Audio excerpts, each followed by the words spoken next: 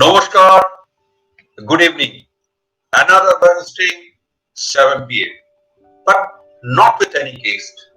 Today, we have in our journey past 99 days, why we started our show. This digital space is full of various contents. But we thought that this Changemaker show will be definitely a unique property for us. And that is why national level speakers of various disciplines participated in our show and we could take it forward. Inspirational message, motivational message, and other thoughts, other ideas were exchanged here so that change makers grow more and they could take our society to a different level. And we all belong to this society, we must give back to this society, and that is why we started our journey. So today we will be showing you the flashback. Let's start our flashback journey. মানুষকে চিনতে অনেক সময় ভুল হয়। কে মন্দ, মন্দকে ভালো মনে হয়। গ্রাফোলজি কি পারে চিনিয়ে দিতে এই যে দ্বন্দ্ব ভালো আর মন্দের? আমি একটি কেস বলছি, যে কেসটা হচ্ছে একটি মেয়ে এমবিএ পাস, ব্যাঙ্গালোর। সে বিবাহের জন্য যখন একটি পাত্র নির্বাচিত করে, সে পাত্রটি সুযোগ্য, সামাজিকভাবে প্রতিষ্ঠিত, সমস্ত কিছু ঠিক, বাড়ি ঠিক, সমস্ত দেখাশোনা করার পরে পাত্রটির বিবাহ যখন ফাইনাল হয়ে যায়, সেই সময় কোনো না কোনো ঘটনার সূত্র ধরে মেয়েটি পাত্রটি সম্পর্কে আরেকটু জানতে চায়, কিন্তু জানতে না পারায় তার বান্ধবীর মাধ্যমে সে তখন আমাদের কাছে আসে। এবার মেয়েটির ইনভেস্টিগেশন খুব স্পেসিফিক জায়গা থেকে বাবা মায়ের সাথে হয় এবং পরবর্তীকালে জানা যায় এবং ছেলেটি কনফেস করে হ্যাঁ যে সে ওই পেশার সাথে যুক্ত। In your initial days, you had some role model in your life. Somebody impacted your thinking. Somebody made you to believe that yes, I am the person. I can also do. So how that I can do approach came into your life? Exactly. This idea of getting into this, actually, that I give the whole credit to Sushmita Sen. She was Miss Universe in 94, and I used to see her talking, I used to see her hard work behind everything. So she actually was my role model. I should say that even she is now, the way she talks, and that actually made a lot of difference in my life. Rita Bhimani, in this profession of education for the last 17 years. And my obvious question is, Rita Bhimani practicing for last 50 years, and education system in the media education is not that much advanced according to my personal opinion. And people may differ, the educators may differ, the practitioners may differ. We are in the traditional old system of curriculum.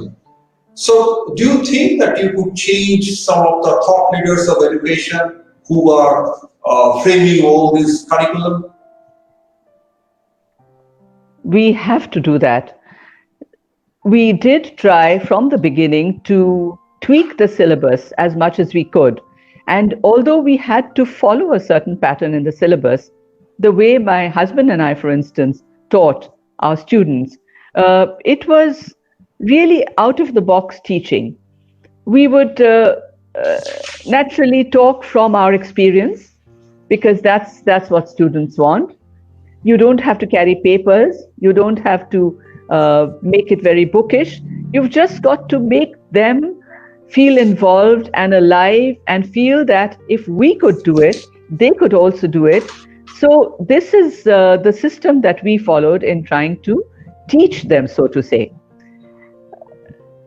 The other thing that has happened over the years is that some of the syllabus content has evolved, and we're trying to make a lot of people do internships. You yourself have done this program called Beyond the Classroom, where students have come and they have been exposed to industry leaders. I think that has been a very vital change. So these are the various means by which we're trying to get students to be able to be industry ready. Everyone can't get an internship immediately, but we've tried. We've tried to place them in a lot of situations, and they've gone out and done it. And I can tell you, there are a lot of our students who have really done extremely well for themselves. People to whom we can turn to now and say, okay, can you do this for me? Can you help me in this? So the shoe is on the other foot. ঋদ্ধি বন্দ্যোপাধ্যায়ের মধ্যে খুঁজে পেয়েছি একটা এমন সত্তা, একটা এমন ভাবনা, যে ভাবনার মধ্যে উনি চেয়েছেন গানটাকে অন্যরকম ভাবে গাইতে, সমাজটাকে অন্যরকম ভাবে গড়তে তার নিজের কাজের মাধ্যমে। এই কাজ করতে গিয়ে আমরা বিভিন্ন প্রসঙ্গে আসবো, কখনো এদিকে কখনো ওদিকে। 36 বছর আগে একাডেমি থিয়েটার যখন তৈরি হয়েছিল, এই একাডেমি থিয়েটারের 36 বছরের জার্নি এবং এই মুহূর্তে একটা বড় প্রজেক্ট খুব সম্ভব আলোয় ফেরা, এই প্রসঙ্গে একাডেমি থিয়েটার এবং আজকের যে প্রসঙ্গ আমি উত্থাপন করলাম, ঋদ্ধি যদি কিছু বলেন। একাডেমি থিয়েটার আসলে দেবজিৎ বন্দ্যোপাধ্যায়েরই একদম স্বপ্ন। এবং সত্যি কথা বলতে কি, আমি প্রথমে তো একাডেমি থিয়েটারের সাথে ছিলাম না, কারণ আমার ওর সাথে বিয়ে হয়েছে 98 সালে, এবং আমি 98 সাল থেকে একাডেমি থিয়েটারের সাথে সম্পৃক্ত হই। এবং একাডেমি থিয়েটার শুধু গান নিয়ে যে কাজ করে তা না, একাডেমি থিয়েটারের সংগ্রহশালা অর্থাৎ আর্কাইভে প্রায় 50,000 দুষ্প্রাপ্য বই, 25,000 দুষ্প্রাপ্য রেকর্ড দেশ বিদেশে, 9 দেশে। তারপরে সিনেমা ওরিয়েন্টেড জিনিস, রেয়ার ইনস্ট্রুমেন্ট, এরকম ভাবে একটা আর্কাইভটা তৈরি করা, এবং দেশে বিদেশে বিভিন্ন মানুষ, বিভিন্ন অর্গানাইজেশন এই আর্কাইভ থেকে অনেক সহায়তা, অনেক সাহায্য পেয়ে থাকে। এবং এই অর্গানাইজেশনের সঙ্গে যুক্ত হয়ে, একাডেমি থিয়েটারের সঙ্গে আমি যুক্ত হয়ে তারপর দেখলাম যে এগুলো আমার সব প্যাশনের জায়গা, ভালো লাগার জায়গা, ভালোবাসার জায়গা। এবং নয় নয় করে যখন দেবজিৎ আস্তে আস্তে আগে বলতো যে ওটা একাডেমি নয়, ওটা একা আমি থিয়েটার, মানে ও নিজেই যেহেতু ওটাকে কাঁধে বহন করে নিয়ে গেছে। কিন্তু তারপর এখন তার সদস্য সংখ্যা অনেক বেড়েছে, এবং বর্তমানে আমার পুত্র সেটাতে অনেকটাই সময় দেয় এবং কাজ করে। তারপর আমার ছাত্রছাত্রীরা আছে, তারা যদিও ঋদ্ধি বন্দ্যোপাধ্যায় মিউজিক একাডেমির ছেলে মেয়েরা, কিন্তু তারাও একটা পার্ট অফ একাডেমি থিয়েটার। সুতরাং সেইভাবে তাদের কর্মকাণ্ড চলছে, কাজকর্ম আমরা এগিয়ে নিয়ে যাওয়ার চেষ্টা করছি নতুন প্রজন্মের কাছে। Do you think institutions always have enormous contribution to nurture rebels, quote unquote? You know, that's not an easy question to answer, because there are, within institutions also, there are all kinds of people. There are people who are rebels, and there are others who are very, very pro-establishment. When I was in La Martiniere for Boys, Kolkata, within my fraternity, within my class, there were a number of students who were very, very radical as school students, who subsequently became a part of the establishment. Among my schoolmates were Chandan Mitro, Shopon Dasgupta. In our college down the road, St. Xavier's College, was Shashi Tharoor. They're all well known in their own right. I moved to St. Stephen's College because my father said if you remain in Kolkata, you might lose a year, because Kolkata University was going through a difficult period because of that particular juncture, which was the early 70s, 1971. And I grew up in St. Stephen's College in a privileged lot of people from all over the country and the world. To some extent, I learned a lot from my students, my fellow students, more than my teachers. But what taught me more was that atmosphere. In Delhi School of Economics, there were all kinds of students from all walks of life. But what influenced me was the fact that my last 2 years at the University of Delhi more or less coincided with the emergency. So if there is one person who should get the maximum credit for my decision to become a journalist, it should be Mrs. Indira Gandhi and her son, the late Sanjay Gandhi. because I decided to be a journalist because of the emergency. And today I consider myself privileged because I'm not only a journalist, I'm also a teacher. So I was in 1977 toying with the idea of either becoming a teacher or becoming a journalist. I chose journalism. Much later in life, I also became a teacher of the media. And therefore, I consider myself privileged that I was able to study and was educated in all these well-known educational institutions. But to go back to your question, people become rebels because they want to become rebels, and it often doesn't have anything to do with the institution that they study in. You know, this is stereotyping. It's like saying everybody who studied at the Jawaharlal Nehru University has to be leftist. No, life is far more nuanced and complicated than that, Shobhajit Babu. আজকে correctional হোমের বন্দীদের নিয়ে কাজ করা, কালকে ট্রান্সজেন্ডারদের নিয়ে কাজ করা, পরশুদিন ভিকটিমদের নিয়ে কাজ করা, এই যে সোশ্যাল ইনোভেশন, বিভিন্ন জিনিসকে খুঁজে পাওয়া সমাজের, তাদের নিজেকে নিয়োজিত করা, এবং এই প্রত্যেকটা জিনিস কারণে নয়, এটা একটা মনে রাখার মতো বিষয় যে অনেকেই দৌড়চ্ছে বিভিন্ন অর্থের জন্য। এমন একটা মানুষ, তার নৃত্য শিল্প, সেই শিল্পটাকে মানুষের কাছে সোশ্যাল কারণেই হোক, আনন্দের কারণেই হোক, এই কারণটা, এই জেদটা, এটাও তো একটা জেদ যে আমি করব, সেই গল্পটা আরো একটু বলতে চাই। আচ্ছা, নাচটা আমার একটা মুক্তির পথ। নাচটা আমাকে ভিতর থেকে একটা মুক্তি দেয়। নাচটা আমার সাধনা শুধু না, পুজো। এটা আমার পুজো। আমি পুজো অর্চা করি না, কিন্তু আমি আমার ঈশ্বরকে খুঁজে পাই দুটো জিনিসের মধ্যে। একটা হলো when I perform, আমি কিন্তু দেখি না অডিয়েন্সে কে আছে, কজন আছে। That doesn't bother me anymore. একটা সময় করতো যখন আমি ছোট ছিলাম, কিন্তু এখন I dance for the divine. আর এটা বললে হয়তো লোকে ভাববে যে আমি বাড়াবাড়ি বলছি, কিন্তু আমি না, মানুষ অডিয়েন্সের প্রত্যেকের মধ্যে আমি ঈশ্বরকে খুঁজি এবং খুঁজে পাই। সব মানুষই হলো ঈশ্বরের অংশ। আমরা সবাই, তুমিও সমাজিত, আমিও, অডিয়েন্সের সবাই আমার ভিতরে, ছেলে মেয়েরা, আর আমি আমার পরিবারের কথা বলছি না, সবাই মধ্যে একটা অংশ থাকে। সেটাই আমার নাচটা যখন আমি ছোটবেলায় করতাম, তখন it was more for me, it was more of a visual art. Okay, আমার নাচটা যেন সুন্দর হয়, আমার ড্রেসটা যেন সুন্দর হয়, আমার সবাই যেন অ্যাপ্রিসিয়েট করে, আমাকে যেন সুন্দর দেখায়, এগুলো ওয়াজ important to me at one time. কিন্তু আমার জীবনের একটা খুব বড় ধাক্কার পরে আমার পুরো পার্সপেক্টিভ অফ ডান্স চেঞ্জ করে গেল। আর আজকে যদি আমাকে কেউ বলে যে এটাকে dance therapy, I call it the love therapy. নাচটা না is a food for body, mind and soul. নাচ যখন কোনো মানুষ নাচে, যে নাচতে জানেও না, তার মনটা ভালো লাগবেই। Just put on a music, তুমি নাচতে পারো না পারো, একটু দুলে বা তালে একটা কিছু করলে বেশ ভালো লাগে, সে যেই হোক না কেন।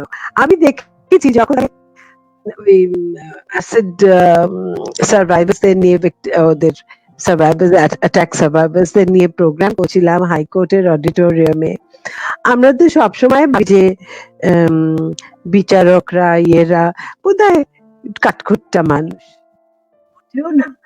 আমি যখন নাচছি, আমি লক্ষ্য করছি তারা সবাই তাল দিচ্ছে, তারা সবাই এনজয় করছে।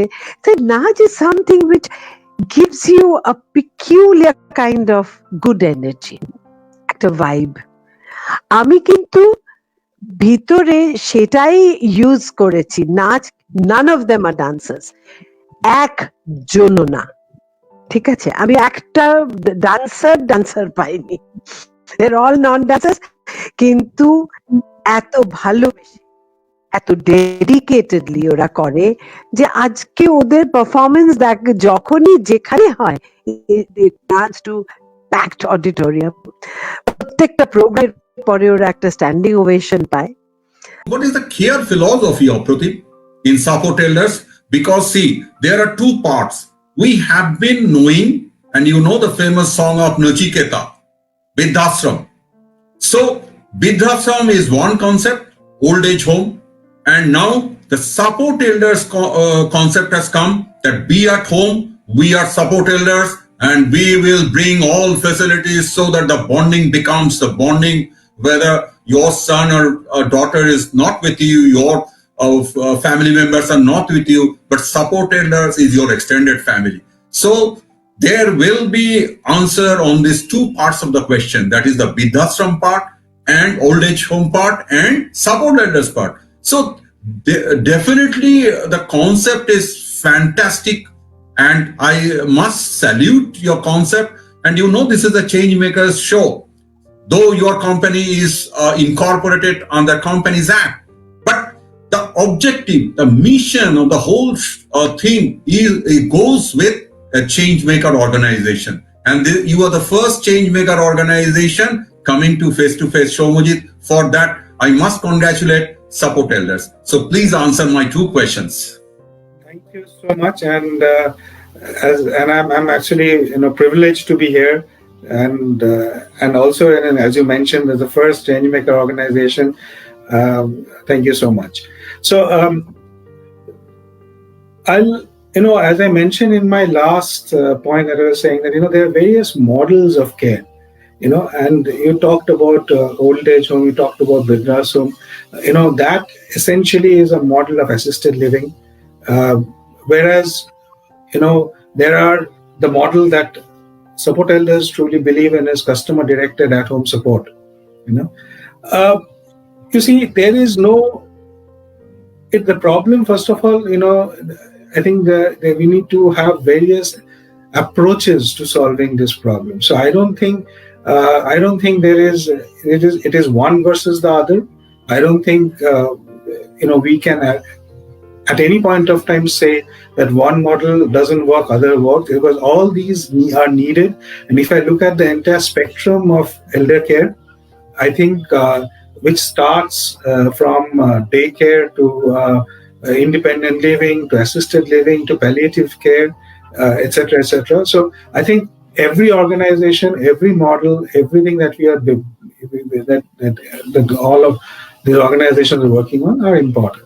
So the point is not the model. The point is that each of these needs to be executed professionally and in a way that helps the elders, helps the members, rather than looking at it only from a commercial point of view. And coming to that next question that you had about the organization, that we as an organization, we are, as you said, we are established under Companies Act, and but you see, we strongly believe as an organization that the model needs to be self-sustaining, because anything that is not self-sustaining cannot be sustained over a longer period of time. So it is not about which model is good, which model is bad. I think it needs to fit into what we want to do and how we are doing it. And this is just just because if you go through our mission statement, vision statement, as well as how we operate. What was the cause for taking up the issue of paraplegic soldiers? Please let us know. Sir, first of all, I wanted to thank you for having me on this show. And the cause, as I have already said multiple times, it is that I saw the soldiers, sir. We have been hearing about martyrs and the things that is being done for the martyrs and their family. But I had this thought all of a sudden when two of my friends who himself are now wheelchair bound, that army is for fit people. We always say ki army mein jana hai. If you want to go to the army, you have to be very fit. So what if they are unfit? The question was to myself, and I was intrigued by this question. I was like 100% sure that there are always three categories. There are soldiers who are alive, there are soldiers who are martyrs, but then the third soldiers are in between, who are not alive, who are not martyrs, but they are somewhere hurt in a way that they are hurt for life. So what about them? And then my research and my friends' disability, that all lead me to some questions that I had asked myself. And being a very voracious reader and being very active on social media, I myself was not aware about them. And I was really ashamed of myself that I am not aware, then I'm damn sure that people are not aware. And it was my moral duty that I should tell people about these people, how they live their life. Like I had written a line when I started my ride, that it is in Hindi कि जब ये अपने पैर पे खड़े हो सकते थे तब भी देश की सेवा कर रहे हैं, और अब जब नहीं भी हो पा रहे तब भी देश के लिए कुछ कर रहे हैं. And then I used to put a question mark, and the question mark signified the things that they have done. So this, my friends and all the other paraplegic soldiers, quadriplegic soldiers, and my visit to Paraplegic Rehabilitation Center, that all motivated me and inspired me to do something for them. At least I wanted people to know about the conditions that they are in. Yes, you are already in this flashback show. Hope you are enjoying the show. And we have curated the show. We have invited the guests in such a way that you get a flavor of different varieties of the developmental walk. And you get people of different thought process. They will deliver it here, and they will inspire people. And with this inspiration, more young generation will come, more people will come and take part in the development process of the society. So we hope that this flashback of journey will give you some important moments of our conversation, and you could take something back to your mind. So let's have the second part of our flashback journey. So obviously, individual cleaning or societal cleaning, where to begin from in order to move towards a cleaner world? How do you see this thing? I think the where to begin would be just understanding what our needs are. What are we don't need so much. We don't need so many things. We don't need so much stuff. We have to question our consumption habits to begin with. That's the first thing I would want to begin with. That's at least something that I began with as the first thing. Why do I don't need so much? I don't need clothes. I don't need clothes to be bought every year. I don't need to travel to exotic locations. I don't need to need so many stuff. Right? I just need whatever is my need. Going back to what Mahatma Gandhi said, we have to look at what our needs are. That is one. Second is what resources are we using in the whatever needs. I'm not saying we have to start going and living in cave. That's not possible. Very clearly, we live in a society. We live in a world. There are certain comfort systems that we need. Even if I have to cycle from part A to B, I need a cycle. So there are things that will need to be made, and how do we make them? That becomes very important. And again, it's very important as a consumer. So someone who wants to, that consumer has a choice whether to choose a food which is organic or made from chemicals. A consumer has a choice to buy local or buy stuff that is being traveled, that is coming from very far. So as individuals, each one of us have that choice. And third, and more very importantly, is choose leaders who are committed towards a cleaner world, who are committed towards fighting climate change. Vote for elect people who are committed, who understand this problem and commit to it. So each one of us are very, very empowered to take very important decisions towards this. You told that it's cinema for horse, and it obviously goes with a change-making approach. So how do you think yourself as a change maker, successful change maker? The mission is, like I never think about the change making. It's an automatic process. Each film ultimately carries a very strong social message or a very inspiring story. The social message of environment, the social message of mental health, the social message of, history, heritage, the social message of unsung heroes, their stories being told. All these, when the audience sees, there is some food for thought. And whenever you have food for thought, there is some change in your psyche. There is change in your behavior. There is change in the way you think. So that's what change is. And, like in our own humble way, in our own small way, each film is a change-making instrument which can maybe change the society at large and change the individual. So that's the change-making process. But I never, take that quote that I'm a change maker or something like that. It's an automatic, free-flowing process. If change happens, I'll be very happy. Who were the most influencer in your career, early career, in your 4 years? Your parents or somebody else? Parents, and my parents were just, there are people who never, apart from a very simple livelihood, their main focus was to practice music, listen music, and let the children breathe, let the children learn how to breathe in music. So therefore my father was working for WBSCB in Alipur office, where we were living in Bida, which is like a few stations before Bonga, in a village house. So, but he never missed to sit with me at 6 o'clock for the practice with my mom, and later also with me. That kind of a religiousness of music as art of living. So life is a journey. How do you perceive it? And your life is true ikigai. I will not explain about the Japanese style because you are here. You will tell about your life experience and how do you perceive life as a journey, Kiruba. Sure thing, Samijit. So one of the most important revelations that I've been through is the fact that life, we all know, is finite, right? So we live a life, we hopefully live a good life, and everything comes to an end at one stage.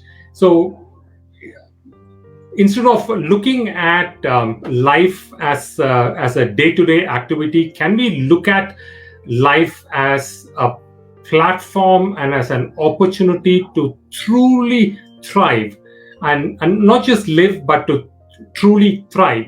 And that thriving really happens when you enjoy what you're doing. And one of the things that I've always believed is in being true to oneself and asking what is it that truly makes one enjoyable. What is it that makes our heart go aflutter when you think of doing certain activities?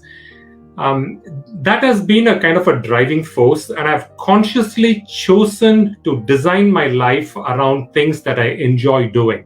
And it's been a game changer for me ever since I moved out of a corporate 9-to-9 job. And being an entrepreneur really gave me the freedom for me to sculpt my own life. Now, what I do is when somebody asks me, what do? I do multiple things. It's usually the professional part that really defines a person. But beyond professional part, I'm fascinated by so many other things, and that keeps me happy, that keeps me occupied, and that connects me with interesting people. And that's why, I absolutely love the title of the show, Life is a Journey. And it's a beautiful metaphor, because if you ask any trekker, they will tell you that the joy is not in reaching the destination.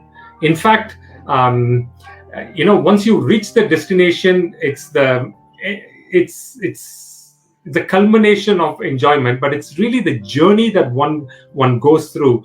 the difficulties, the beautiful views, the thorny parts, and the rosy petals. All of this really adds to the game called life. And for me, I consider every single day, when you enjoy what you're doing, when you're taking on interesting challenges, the journey becomes beautiful, and that's what I truly believe in. And you used a beautiful word, Somijit, ikigai.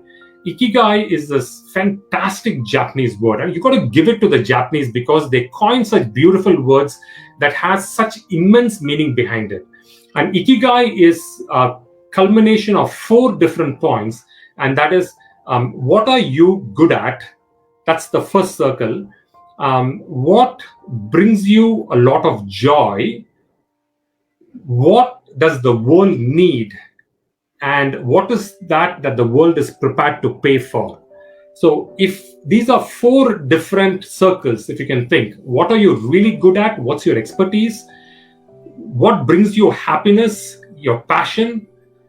What the world needs? What is the demand in the market? And are people willing to pay you for that? If you can actually club all of these things, and then the intersection point is ikigai. And if we can all find that intersection point, I think life will be so much richer. We stand with Uttarakhand and a glacier burst.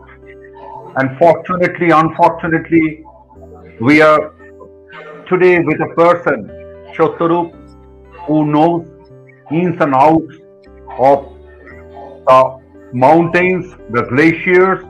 And before starting our show, I will ask Shotarup to please say what happened after 2013 Kedarnath flood.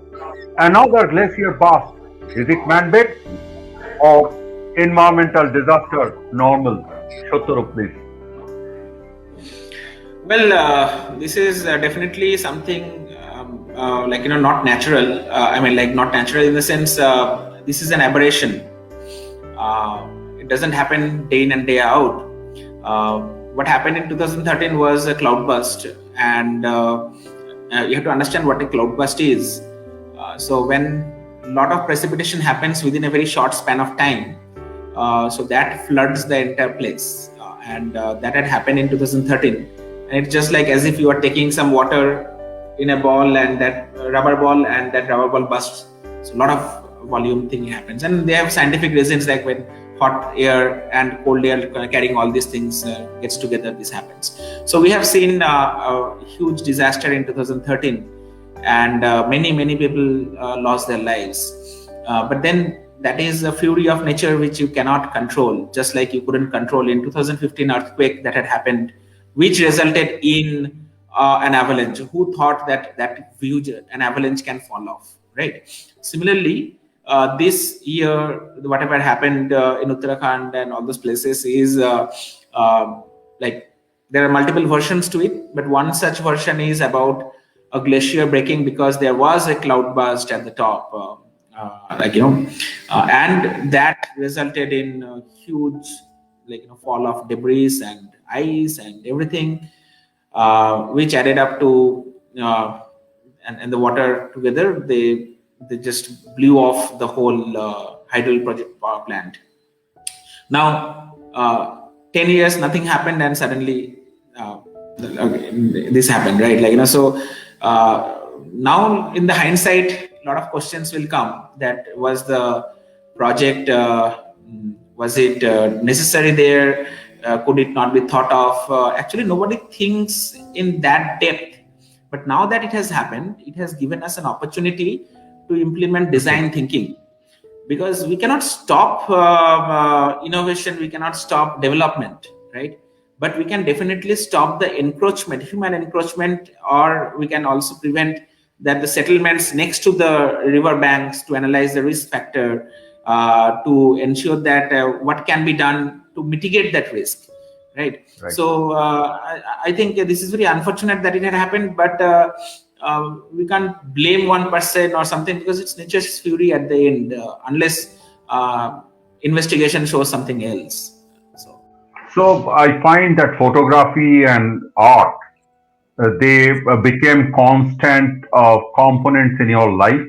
and each of the component married each other, and you created some fantastic moments in your life, some projects, some photographs, some art installations. How it became constant in your life, these two components?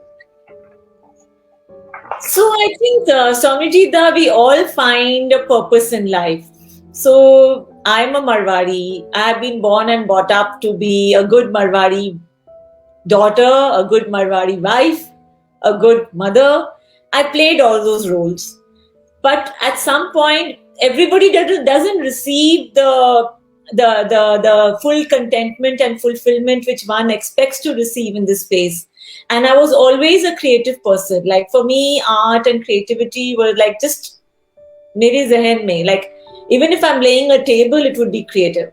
So I had already done I was already a photographer before I got married. Like I had photography as my basic knowledge at my side, which I then picked up my camera when my children were born, and I started pursuing just amateur photography. In fact, a very good close family friend, she was a writer. Her book Kali Katha Via Bypass won the Sahitya Academy Award. But her novel was really nice. And when she came to know that I'm an amateur photographer, she said, Leena, can you help me do the cover of my book? I went gladly. I said, wow, what an opportunity. Put on my Nikes with her early morning. We were walking the streets of Calcutta. So that was my first experience of walking in Calcutta and taking pictures. And her image and her book was talking about Marwari diaspora and feeling about how Marwadis came to Calcutta, the different areas they had worked in, Bara Bazaar, be it the ghats, be it, there was a very important anecdote of Printip Ghat. So we went and clicked all these images, and one of my images became the cover of her book. And she got so many people tell her that the cover of your book brought your book alive. So I was really happy with that. But that also gave me the confidence to say, hey, I should just go ahead and just do what I feel with my camera. Hello. How enjoyed 99 days of flashback journey? Hope you enjoyed the flashback. And please write to us for any improvements you want from us. We will do those things and present more exciting shows before you. Till that time, signing off from Face to Face Show Mujit. Good night to all our viewers, and tune in for next Wednesday at 7 p.m. with a new guest. Thank you very much. Namaskar. Show Mujit welcomes you to Face Show Mujit. If you like our show, please visit Face Show Mujit, like it and share it. Also, subscribe our YouTube channel iCommunications. Press the bell icon to get instant notifications.